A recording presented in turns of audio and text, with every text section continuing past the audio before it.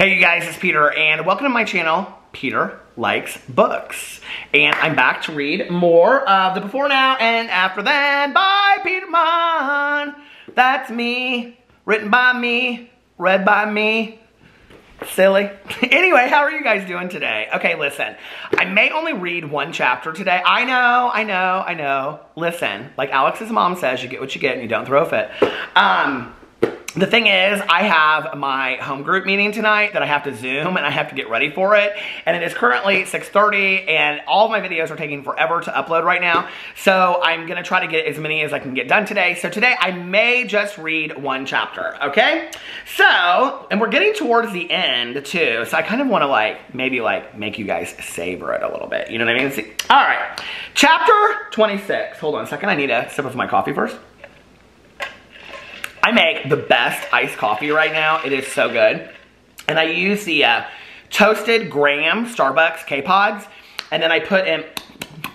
Don't you hate that when people smack their lips? I do. I can't believe I just did it. Anyway. And then I put in...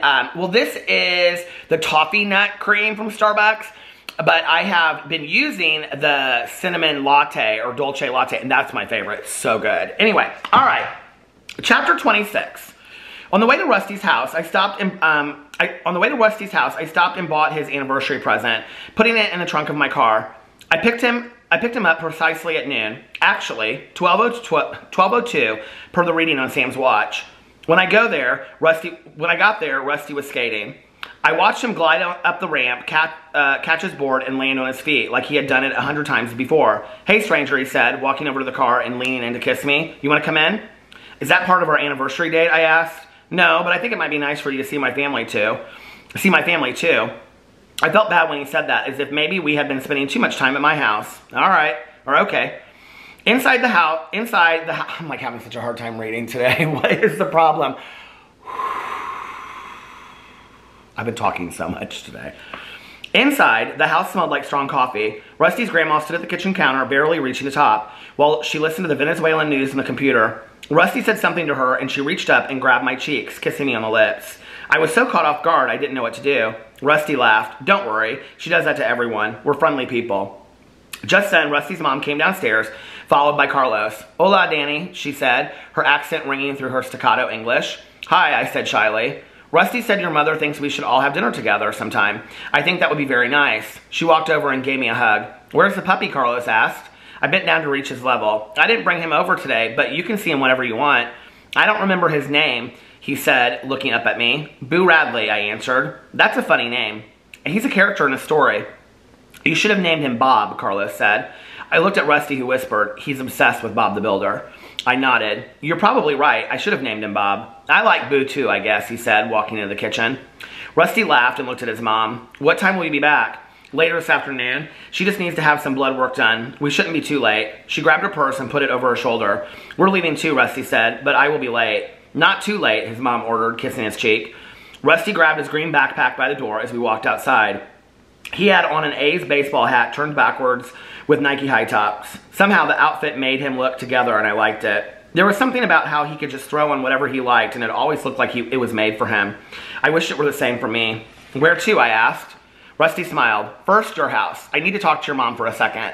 Then let's go to Starbucks. I've been researching these hidden menu drinks and I'm dying for a cotton candy frappuccino. And of course, I have a surprise for you." "What are you up to?" "Just you wait," he smirked. When we got to my house, Rusty instructed me to stay in the car. He ran inside and came back out a few minutes later. "Okay, next up, Starbucks." We went through the drive-thru and both got cotton candy frappuccinos. "Maybe we could have our own hidden menu drink," Rusty suggested. "Well, what would we call it?" I asked. How about the Dusty?" "The Dusty?" "Yeah, like Rusty and Danny together. Like the Dusty," Rusty said. I laughed. "I like that. What would it have in it?" "Well, what are your favorite ingredients?" he asked. "Caramel and cinnamon." "And I like apple, cinnamon, and nutmeg. So it would be caramel and cinnamon syrup with apple juice dusted with nutmeg." "That sounds gross," I said. "Yeah, it kind of does." Rusty looked over at me. "Could I drive you today? Could I drive you today?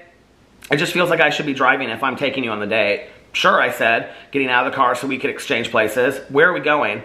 "How about we try something new?" Rusty said. "You just go along with the flow and not ask any questions. Just enjoy the ride."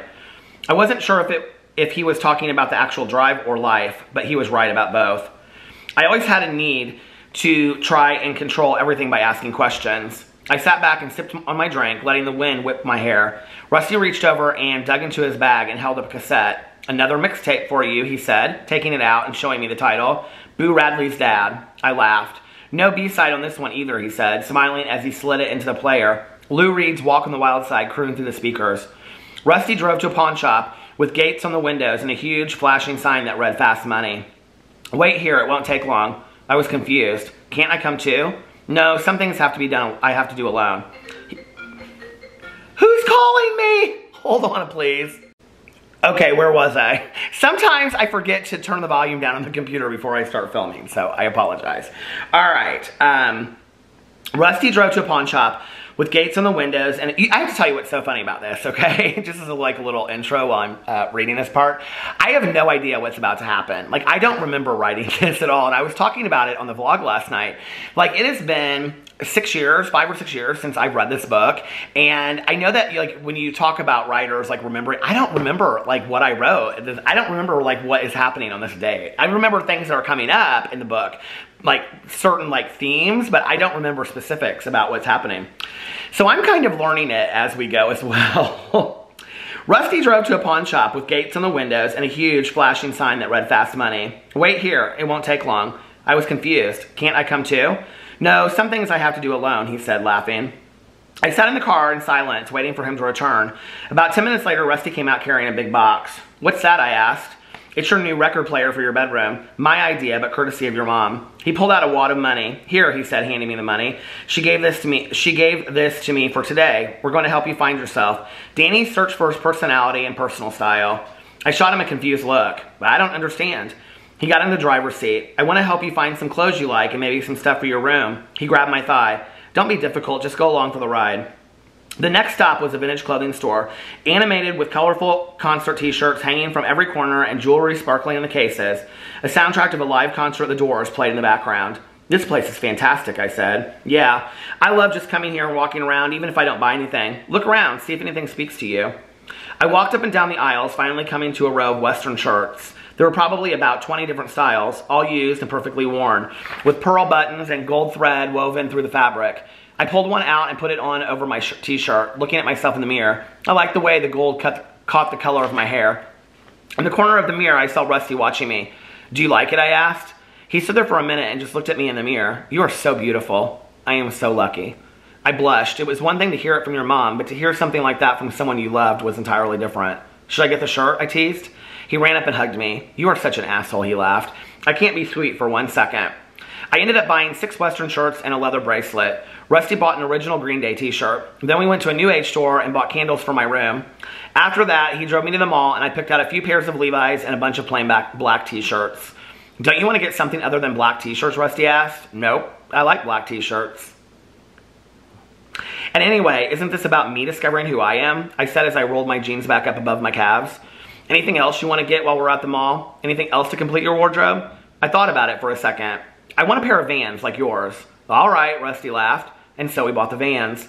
It was almost 5 by the time we left the mall and Rusty drove us home. "Is our date over?" I asked. "No, it's just beginning."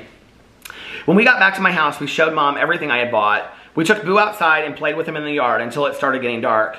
"It's getting darker earlier and earlier every day," Rusty said. "Yeah, that's kind of how the world works." "I don't like it. It means time is going by." He looked sad for a minute and then laughed. "Go upstairs and put on one of your new outfits." I did as I was told and changed into one of my new Western shirts, a pair of cut-off jean shorts, and my new Vans. Downstairs, Rusty was sitting on a kitchen stool reading an old copy of Rolling Stone. He had changed into a pair of blue shorts and a white vintage polo he had bought earlier in the day. His hair was parted and slicked over to the side. He looked so hot that I could hardly keep my hands off of him, so I went over and kissed the back of his neck.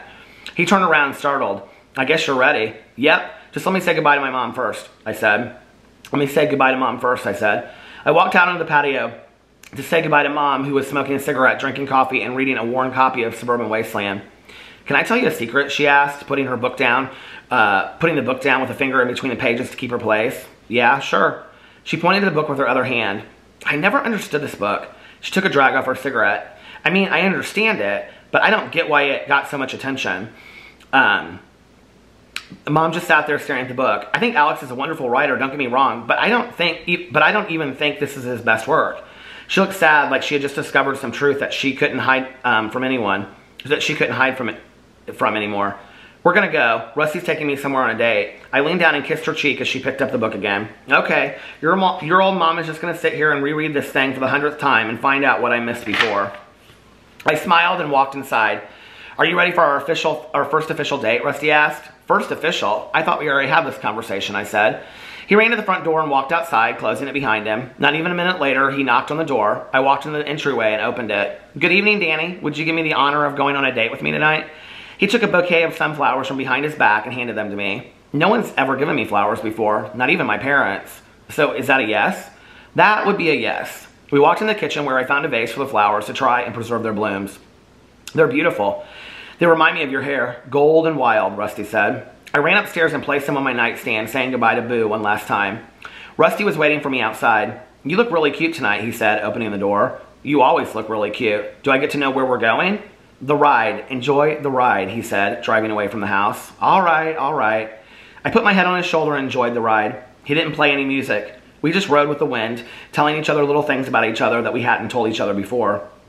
I told him about being younger and watching Sam's Little League games on similar nights when the air was still and the heat was thick and wet. He told me about saving up all of his money mowing lawns when he was 13 to buy his mom a dozen roses for Valentine's Day because she had never had a Valentine in the United States.